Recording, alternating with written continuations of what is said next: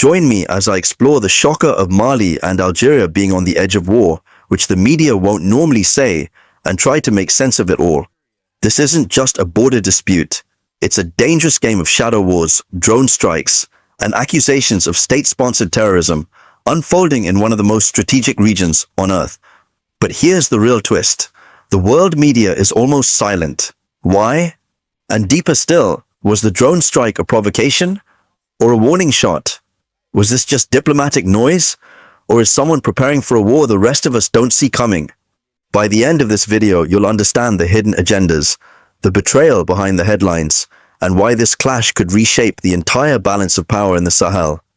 Before we dive in, welcome to Pan-African Lens, where Africa's past, present, and future come into focus. From cultural pride to political power shifts, we spotlight the stories shaping the continent and its global diaspora. If you believe Africa deserves to be seen through its own lens, subscribe now and be part of the movement. Let's get into it. Right now, the governments of Mali and Algeria are exchanging blows, not with bombs, but with ambassador recalls, airspace shutdowns, and sharp accusations.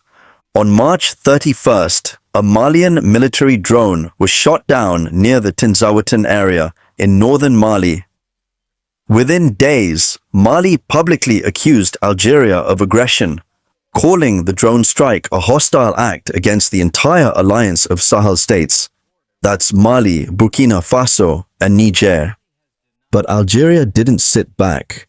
It hit back with diplomatic firepower, recalling its ambassadors, halting envoy appointments, and claiming Mali's drone violated Algerian airspace. So now, two neighboring nations, once seen as allies in the fight against terrorism, have closed their skies to each other. That's right, no civilian or military flights are allowed between Mali and Algeria. And that's not just all. Behind the scenes, Mali is hinting that Algeria is funding the very terrorist groups attacking it. And Algeria? It's accusing Mali's leadership of being reckless and manipulated by foreign agendas, which raises the question, who's the real villain? Who's the puppet master pulling the strings? And is this the start of an actual war? To understand why this moment is so explosive, you have to go back to the Algiers peace agreement of 2015. Algeria played a key role in brokering that deal between Mali and Tuareg rebels in the Azawad region of northern Mali. But things didn't go as planned. The Malian government pulled out of the agreement in 2024, accusing Algeria of backing separatist rebels behind the scenes. Soon after, Algeria gathered Tuareg groups under a new name, the Azawad Liberation Front, and gave them a platform. Mali saw this as betrayal. In fact, in April 2025, Mali, Niger, and Burkina Faso recalled their ambassadors from Algiers.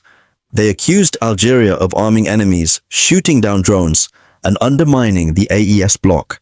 The deeper fear that Algeria is trying to split Mali, using proxy forces in the north to create chaos, just like other powers have done in Libya and Sudan. And let's not forget, Algeria sees itself as the regional powerhouse in North Africa, but Mali, under President Assimi Goïta, is rising, building ties with Russia, Turkey, Morocco, and forming a sovereignist alliance with its AES brothers. Now, two big egos, two military regimes, are on a collision course. The downing of Mali's drone near the Algerian border was the spark that lit a long smoldering fire. AES called it an act of war. Mali's military command said Algeria was trying to sabotage its anti-terror efforts. Meanwhile, Malian citizens protested outside the Algerian embassy, shouting that Algeria was supporting terrorists. At the same time, Algerian experts and generals went on TV, declaring Goïta must pay for his audacity. Some even called it a point of no return. In response, Mali filed a formal complaint with international bodies and launched a judicial investigation into the drone strike. The prosecutor vowed to bring those responsible to justice. But Algeria refused to budge. It shut its airspace.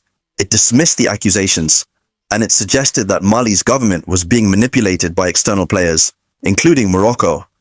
That's not a small claim. Morocco has recently signed military cooperation deals with AES countries, trained their troops, and publicly supported their breakaway from French influence.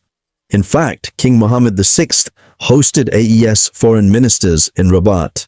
So now it's not just Mali and Algeria.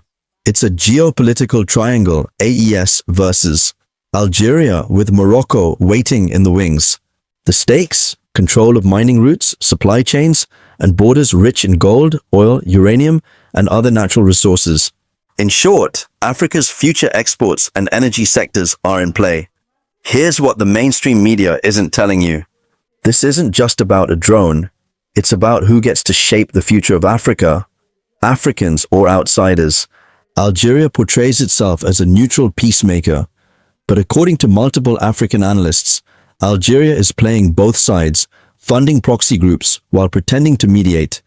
They say the Algerian regime is afraid that the AES bloc, led by Goita, will succeed, that a sovereignist Pan-African alliance backed by the people might actually work, because if it does, Algeria's model of top-down control, secret deals, and foreign dependency will crumble. Meanwhile, Mali is no angel either. It relies on the Wagner Group, imposes curfews, and rules with an iron fist. But it also reflects the will of a population sick of French domination and regional manipulations. So, will there be war? Mauritanian and Algerian analysts say no, but others aren't so sure. When both countries close their skies, cut ties, and mobilize troops, it's no longer a spat, it's a standoff. And behind that standoff is a deeper battle, the battle for African sovereignty. A battle between those who want to control Africa's borders, exports, and energy, and those who want to reclaim them for Africans, by Africans. If you believe Africa must rise, comment, Africa must rise. If you want a united Africa, say it loud, Africa must unite. If you believe in Assimi Goita, comment, I stand with Goita. The border between Mali and Algeria is not just a line on the map, it's a line between two visions of Africa. One led by people, loud, proud, and rising. The other clinging to old power, shadow games, and control. Whether or not war breaks out, the message is clear. Africa is changing. The Sahel is no longer a playground for superpowers. It's a front line for freedom. And the people are watching, listening, choosing. What side are you on? Thanks for watching Pan-African Lens. If this story moved you, inspired you, or opened your eyes, hit like, share it, and don't forget to subscribe. This platform is powered by your voice. So let's keep building, questioning, and celebrating Africa together. Until next time, stay proud, stay curious, and keep the lens focused on truth.